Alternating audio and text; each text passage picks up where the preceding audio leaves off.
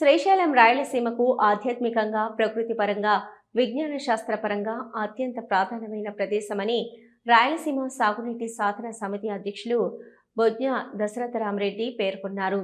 12 జ్యోతిర్లింగాలలో ఒకరైన శ్రీశైలం మల్లికార్జునుడు మరియు 18 మహాశక్తి పీఠాలలో ఒకరైన భ్రమరాంబికా దేవి ఒకే సన్నిధిలో వెలిసి ఏకైక క్షేత్రం శ్రీశైల పుణ్యక్షేత్రమని ఆయన వివరించారు.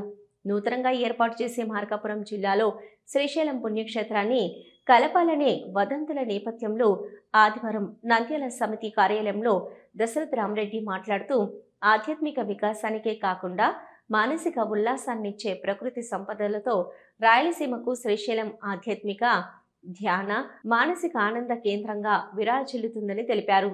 ఇదే ప్రాంతంలో కృష్ణమ్మ ప్రవాహాన్ని నియంత్రించి రాయలసీమ ప్రజల దాహార్తిని తీర్చడానికి, పంటలను పండించడానికి శాస్త్ర విజ్ఞానంతో రూపుదిద్దుకున్న శ్రీశైలం ప్రాజెక్టు నిర్మాణం గురించి ఆయన వివరించారు. 60,000 ఎకరాల భూమిని రాయలసీమ ప్రజలు త్యాగంతో నిర్మించారన్న విషయాన్ని ఈ సందర్భంగా ఆయన గుర్తు చేశారు. ఇటీవల ప్రధానమంత్రి నరేంద్ర మోదీ గారు శ్రీశైలం దర్శనానికి విచ్చేసి క్షేత్ర ప్రాధాన్యాన్ని, ఆధ్యాత్మిక క్షేత్రాలున్న రాయలసీమ ఖ్యాతిని ప్రస్తావించిన విషయం ఆయన గుర్తు చేశారు.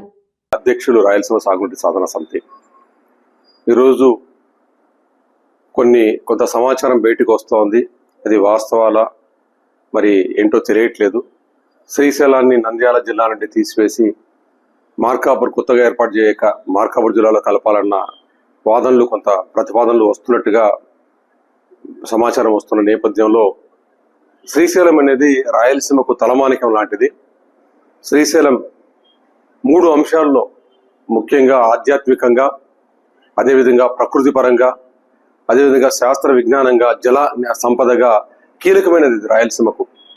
అంటే 18 జ్యోతిర్లింగాలలో 12 జ్యోతిర్లింగాలలో ఒకటైన శ్రీశైలం మల్లికార్జునుడు, అదేవిధంగా 13 పీఠాలలో అమ్మవారిని అక్కడ ఉండి ఒకటే స్థానంలో ఉన్న ప్రత్యేకమైన స్థానం అది. ఆ అమ్మవారి మల్లికార్జునుడి ఆశీస్సులతో రాయలసీమ ఈ రోజు ఎన్ని ఇబ్బందులు ఉన్నా కూడా మనగలుగుతుంది. అలాంటి ఆశీస్సులున్న మల్లికార్జునుడు ఉన్న శ్రీశైలం ప్రాంతాన్ని, అదేవిధంగా ప్రజలకు మానసికమైన విలాసం కలిగించడానికి లేదా ధ్యానానికి కావాల్సిన ప్రకృతిని ప్రసాదించిన శ్రీశైలం ఒకటి. మా ప్రాంతంలో శాస్త్ర విజ్ఞానంతో లేదా కృష్ణమ్మ అడుగులకు కొంచెం అడ్డుకట్ట వేసి ఆ నీటినంతా కూడా నిలబెట్టేసి ఈ ప్రాంతాన్ని సస్యశ్యామం చేయడానికి, ఆంధ్రప్రదేశ్ సస్యశ్యామం చేయడానికి ఏర్పాటు చేసిన శ్రీశైలం రిజర్వాయర్ ఉన్న ఈ ప్రాంతానికి మేము ఒకసారి గుర్తు తెచ్చుకోవాలి.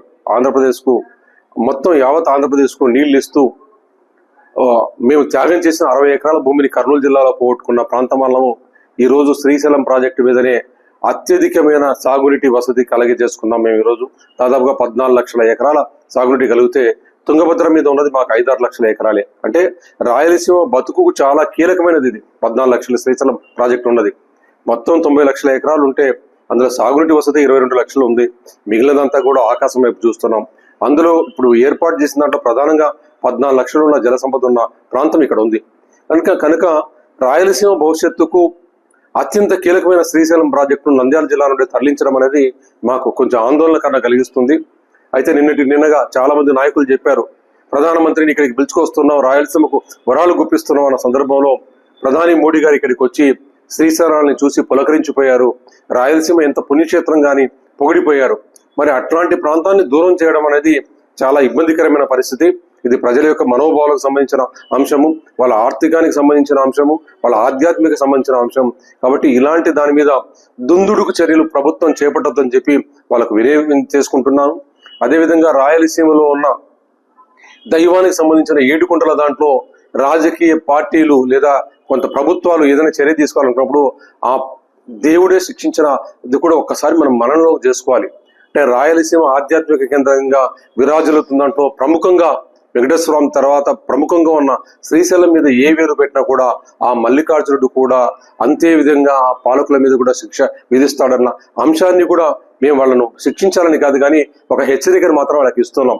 ఇలాంటి దాంట్లో వేలు పెట్టొద్దని చెప్తూనే మాకు కీలకంగా ఉన్న జల సంపద కోసం మా ఆధ్యాత్మిక కేంద్రంగా ఆ శ్రీశైలం మల్లికార్జునుడి ఆశీస్సులను, భ్రమరాంబ ఆశీస్సులను రాయలసీమలో నంద్యాల జిల్లా నుండి దూరం చేయొద్దని చెప్పుకుంటూ దీని మీద ప్రజాప్రతినిధులు కూడా పెద్ద ఎత్తున ఒత్తిడి పెంచి ముఖ్యమంత్రి గారి మీద ఒత్తిడి పెంచి ఎలాంటి నిర్ణయాలు తీసుకోకుండా తక్షణమే ఆ వదంతులను రూపుమాపేలాగా, రాయలసీమ బాసర నిలబడేలాగా, నంద్యాల జిల్లా అనే శ్రీశైలం ఉండేలాగా నిర్ణయాలు తీసుకోవాలని చెప్పి మేము కోరుకుంటున్నాం. జై రాయలసీమ, జై జై రాయలసీమ. మన నంద్యాల పట్టణంలో అత్యంత నమ్మకమైన dental hospital KM Reddy dental care and implant centre. పంటి నొప్పి లేదా రంగుమారిన పండ్లతో బాధపడుతున్నారా? అయితే సంప్రదించండి. KM Reddy dental care and implant centre, municipal office ఎదురుగా, Padmavati Nagar road, Nandyal.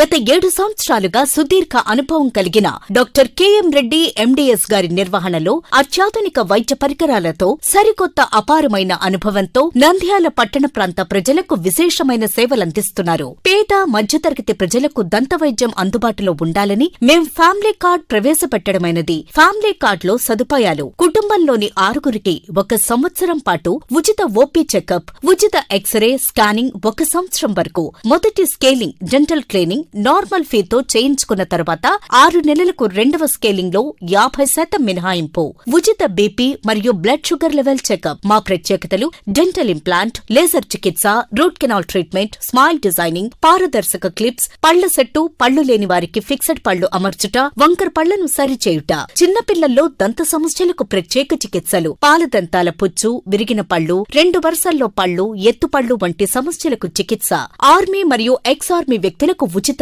OP. KM Reddy dental care and implant centre, municipal office ఎదురుగా, Padmavati Nagar road, Nandyal. Phone numbers 08514314856 and 9959153005. Hello, Nandyal news 10 మీ చుట్టూ జరిగే సంఘటనల్ని మా దృష్టికి తీసుకురావాలి అనుకుంటున్నారా? అయితే ఇంకా ఆలస్యం ఎందుకు? మా వాట్సాప్ నెంబర్ 9849700865కి సమాచారాన్ని ఎప్పటికప్పుడు పంపించండి. మా నంద్యాల న్యూస్ 10 ద్వారా మీ సమస్య పరిష్కరించుకోవడానికి ముందడుగు వేయండి.